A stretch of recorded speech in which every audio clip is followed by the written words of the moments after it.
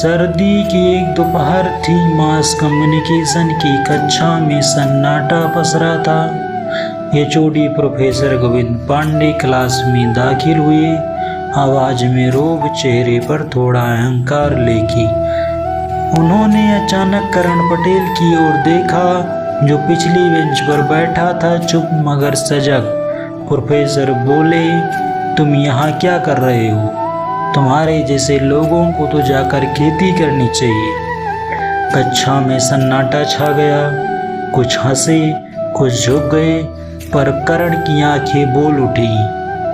किताबें चुप थीं पर जमीर बोल उठा। किताबें चुप थीं पर जमीर बोल उठा। किसान का बेटा था, दिल खोल पर हौसला सख्त उठा। कहा खेती ही तो जीवन का सार है। कहा खेती ही तो जीवन का सार है। रोटी की हर खुशबू में किसान का प्यार है।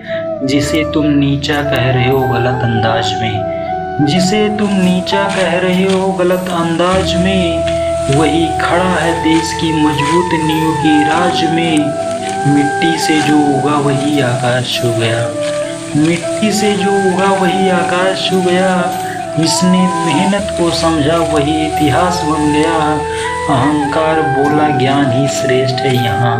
अहंकार बोला ज्ञान ही श्रेष्ठ है यहाँ। पर शर्म मुस्कुराया, मेरा भी योगदान है वहाँ। तो किताब पढ़ ले मैं खेत सींच लूँगा। तो किताबें पढ़ ले मैं खेत सींच लूँगा। तो शब्दों में जीले में धरती में बीज रख दूँगा। कक्षा तो खत्म हुई मगर सबक रह गया। कक्षा तो खत्म हो गई मगर सबक रह गया। खेती कोई गाली नहीं, ये सम्मान कह गया। जब कोई कहे जाकर खेती करो, तो ये याद रखना वो तुम्हारी मिट्टी नहीं, अपनी सोच की ऊंचाई खो चुका है। धन्यवाद।